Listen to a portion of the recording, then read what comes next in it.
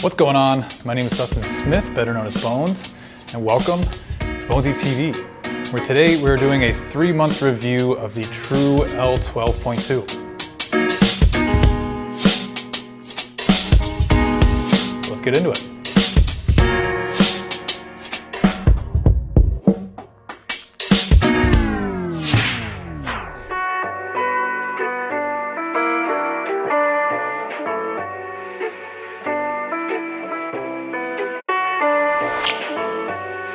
So it's been 3 months since we unboxed this awesome set of TRUE L12.2 goalie gear, but kicking this review off, we're talking about gloves.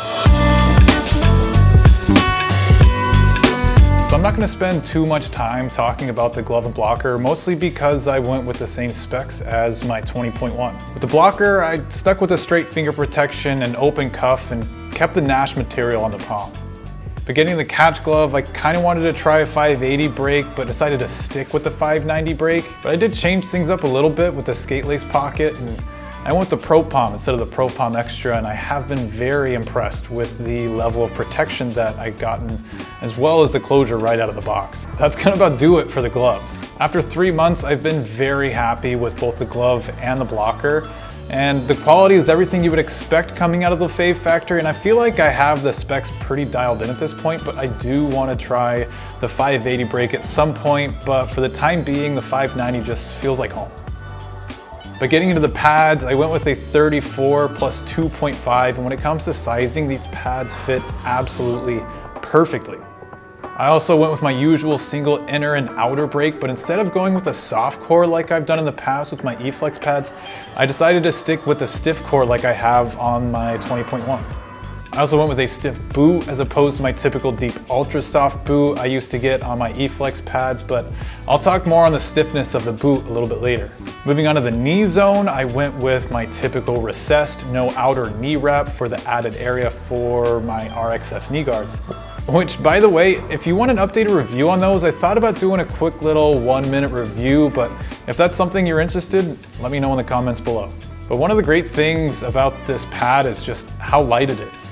I was really impressed with the weight of the L20.1, and I'm also really happy with the weight of these pads as well. And part of that has to do with how thin the thigh rise is and the updated bindingless construction. But I'm also very happy with the stiff core and the stiff boot options that I went with. Overall, I really like how the stiff core holds its shape and gives you that consistent feel, and you don't really get any kind of twisting or bending throughout the entire pad all the way up through the thigh rise.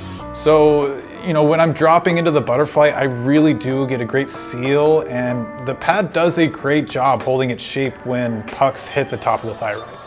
And the rebounds do come off pretty hot, but I wouldn't say they have that trampoline effect like other pads on the market, but even with the flat knee rolls, I really like the rebound control that you get right off the pad. But getting into the fast rotation system, I feel like the 12.2 was a bit of an upgrade from the 20.1. Right out of the box, I felt like the pad rotated perfectly and I had the right amount of connection to my leg. But just like how I changed the strapping on my 20.1, which you can check out here in my quick 1-year review of those pads, I also ended up changing the strapping here on the 12.2. I've always liked having the leather strap, mostly just for the sake of keeping the leather strap in my pads, but this time around I decided to give it a little more functionality by removing the knee elastic coming off the knee block. The two straps are basically doing the same thing, and after seeing the nylon strap on the 20.2 coming out of the knee block, I decided to simplify everything and just remove the elastic strap altogether. And honestly, I really like the way this setup feels. I still get great rotation when I'm dropping to the butterfly, and I still get that responsive feel when I'm moving around in my crease. The one thing that I will point out though is that you have to be careful with the Velcro on the back of the pad and the straps, because you will start to get some fraying here and there, but after 3 months, there isn't really any other sign of wear and tear to be found on these pads. But let's go ahead and jump on the ice and talk more about the performance of this pad.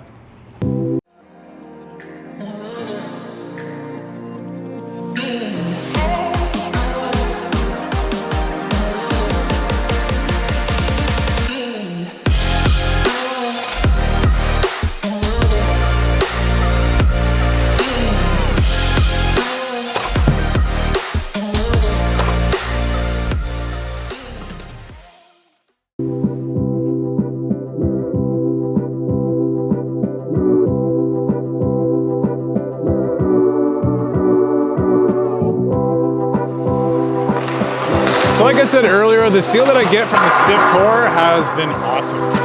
But I also get some pretty great slide in these pads as well. I went with the weave leather or the carbon leather on the inside of the pad, and I feel like between the weave texture and the stiff and tight construction on the landing areas, I get some pretty good slide. I wouldn't really say it's an excessive amount of slide, but I've been extremely happy with how these pads perform. But getting into the boot flex, I do like the amount of flex that I get, especially going in and out of the RVH.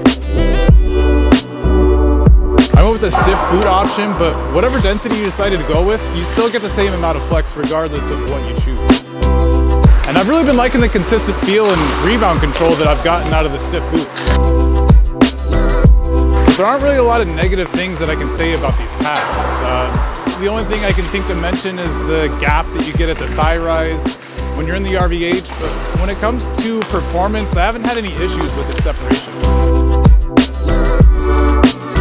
The 5-hole seals up great when I'm dropping into the butterfly, and the pad moves really well with me when I'm in my crease.